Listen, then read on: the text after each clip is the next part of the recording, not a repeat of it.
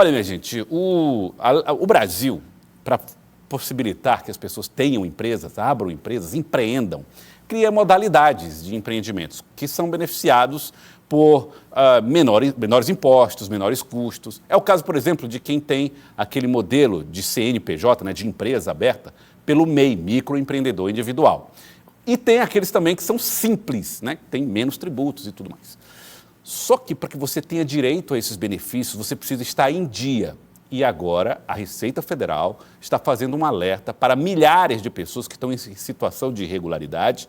E aqui no estado do Piauí, pelo menos umas 16 mil pessoas, ou CNPJs, também estão sob risco. E nós vamos explicar para você que risco é esse que esses CNPJs estão sofrendo. Para falar a respeito desse assunto, já estou recebendo aqui o Fábio Galvão, auditor fiscal da Receita Federal, que vai trazer detalhes para a gente sobre esse assunto. Doutor Fábio, obrigado pela presença aqui no Jornal do Piauí, falando em nome da Receita Federal sobre esse problema importante. São CNPJs, empresas que podem sofrer punições. Quais são elas? Seja bem-vindo. Muito obrigado, Joelson. Em nome da Receita Federal, nós nos sentimos muito honrados com o convite. Na realidade, são empresas que já estão cadastradas, né? Tanto no MEI, que é o Programa do Microempreendedor Individual, quanto no Simples Nacional, né? Microempresas e empresas de pequeno porte. Essas empresas, para continuarem ano que vem no programa, nesses programas diferenciados, elas precisam ter regularidade fiscal, ou seja, não podem ter débitos de tributos, de impostos e também tem que estar com todas as declarações entregues, ou seja, tem que estar em situação regular, plenamente. Olha, se você é microempreendedor individual, se você tem uma empresa simples e quer mandar alguma pergunta para nós, manda pelo 99910-0066, que é o número do nosso WhatsApp, tá bom? Nós vamos colocar na tela para você mandar suas dúvidas aqui para o Fábio Galvão, que é auditor da Receita Federal. Agora, que tributos são esses que incidem nas micro e pequenas empresas individuais? Vamos começar por elas. Isso aí que envolve cerca de 9 mil, né, que estão sob risco. A quantidade de contribuintes do MEI no Piauí são cerca de 8.500. E do Simples Nacional, empresas e empresas de pequeno porte, algo em torno de 7.500 contribuintes. Muito bem. A Receita já enviou eletronicamente comunicação com a exclusão desses contribuintes que estão em situação irregular a partir de 1º de janeiro. Em tese, num primeiro momento, esses contribuintes estariam excluídos, mas existe, é concedida a esses contribuintes a possibilidade de reverter essa exclusão desses sistemas. Dentro desse prazo? Mediante a regularização. Tá. Não, o prazo é o seguinte, ele vai acessar lá o domicílio eletrônico ou o portal ECAC da Receita Federal, vai ver quais são as pendências e no momento em que ele acessa, faz a leitura do termo de exclusão, ele passa a ter 30 dias para promover a regularização.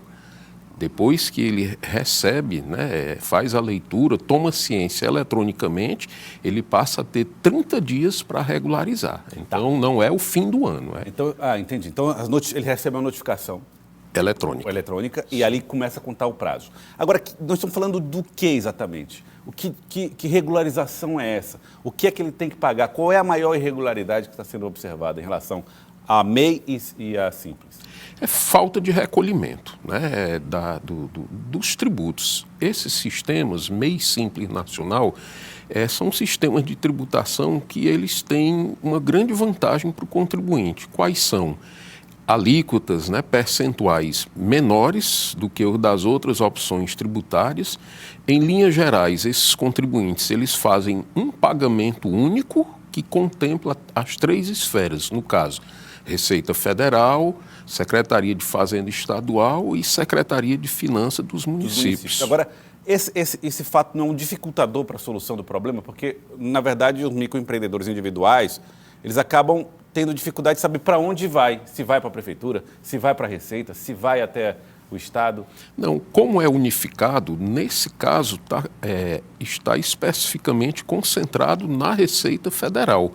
é dada a oportunidade de fazer um parcelamento. A partir do momento em que ele faz um parcelamento, paga a primeira parcela desse parcelamento, ele já entra numa situação de regularidade. Entendi. E mantendo-se assim até o final do ano, esse termo de exclusão seria revertido com o cancelamento de ofício. O Rodrigo está mandando uma mensagem para nós pelo 999100066, está dizendo assim: sou MEI, até que valor o contribuinte pode dever para não ser excluído? Aí ele colocou que a dívida dele é de R$10 mil. Muito obrigado, Rodrigo, pela mensagem. Em tese, Rodrigo, não há valor mínimo. Você tendo alguma pendência financeira ou de entrega, né, de declarações, você vai acessar lá no portal CIMEI, o ato de exclusão, ou então no site lá da Receita Federal, no portal ECAC. Lá vão ser elencadas, registradas todas as pendências, todos os débitos. Vamos supor que você só tenha débitos financeiros. Você vai poder fazer um parcelamento, independente do valor. Esse parcelamento normalmente é em até 60 meses. Máximo 60 meses. Máximo 60 meses.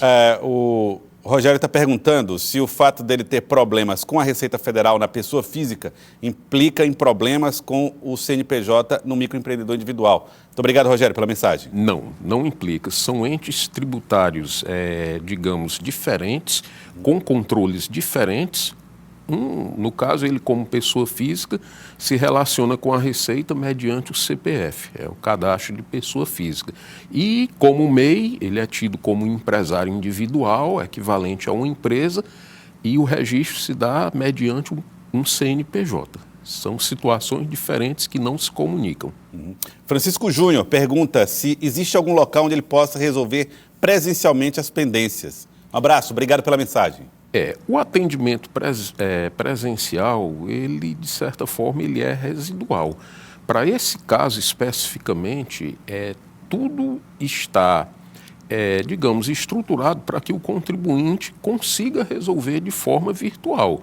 Nos respectivos portais, né, CIMEI para o MEI, do Simples Nacional para o optante do Simples, ou então no portal ECAC, da Receita Federal.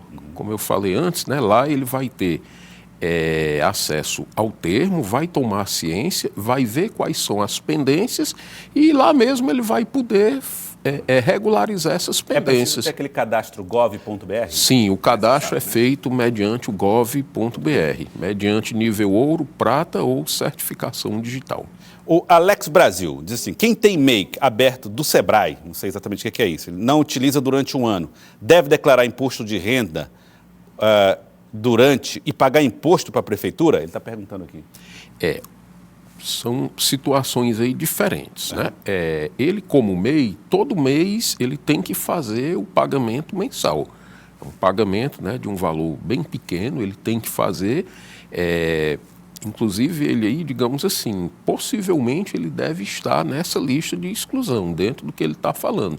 Se ele não faz os pagamentos há um ano, então ele está em vias de ser excluído. Tem gente que acha que porque não está emitindo nota, não está prestando serviço, não precisa pagar, mas precisa. Precisa, no caso do MEI, sim, né?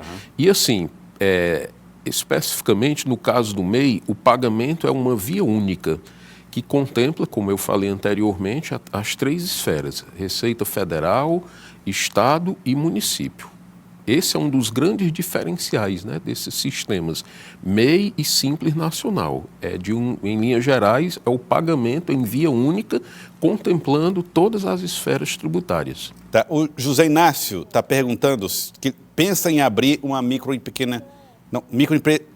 MEI, sim. Microempreendedor individual. Sim. Quer saber se isso vai afetar ou não a declaração do imposto de renda dele. Obrigado, José Inácio. A apuração do MEI, ela é mensal, ele vai pagar um valor fixo, a depender das atividades, né? Se ele é comércio, se ele é indústria, se ele é serviços, ele vai fazer esse pagamento mensal. O faturamento é limitado a R$ 81 mil anual. E ele vai depois, se ele tiver valores expressivos, né, digamos, teria que ser feito um cálculo, dentro do MEI, parte dele vai ser levado como rendimento no ano seguinte para a declaração de pessoa física. Então precisa declarar o que é recolhido pelo MEI, o que é a receita do MEI. Eventual lucro no MEI precisa ser apurado e informado no ano seguinte como rendimento da pessoa física. Uhum. Tá. As pessoas que eventualmente acham que estão nessa lista e que não receberam notificações, elas podem fazer consultas imediatamente, começar a tentar a regularização? Sim, a nossa orientação é isso, né? É que todo contribuinte, MEI, CIMEI, façam essas consultas, né? Ou no portal ou no ECAC da Receita Federal. Se a pessoa tiver o CNPJ e ele tiver sob risco, é melhor deixar excluí-lo se ela estiver pensando, por exemplo, em dar baixa? Ou é melhor fazer isso já todo regular? Existe algum tipo de ficha que fica na Receita Federal ou nos órgãos em função de um CNPJ cancelado por débitos, eventualmente? A dinâmica ela é de, vamos dizer, de busca de regularização, mas sem penalidade a fatos, vamos dizer, passados, pretéritos, né, que hoje já não tem mais impacto. Então, se ele regulariza, não vai ficar, vamos dizer assim, tipo, vou usar aqui essa expressão, um SPC Serasa na Receita com informações antigas. Tá? Na realidade, a partir do momento que ele regulariza, o perfil dele é aquele de regular e é o que segue adiante. Muito bem. O Manuel, vou só terminar com essa, tá, gente? À vontade. As perguntas aqui, mas Manuel mandou mensagem para nós, ele fez uma pergunta, eu não entendi muito bem, vamos ver se o senhor consegue entender. Após o parcelamento, é obrigatório continuar pagando, mesmo a empresa não estando mais funcionando?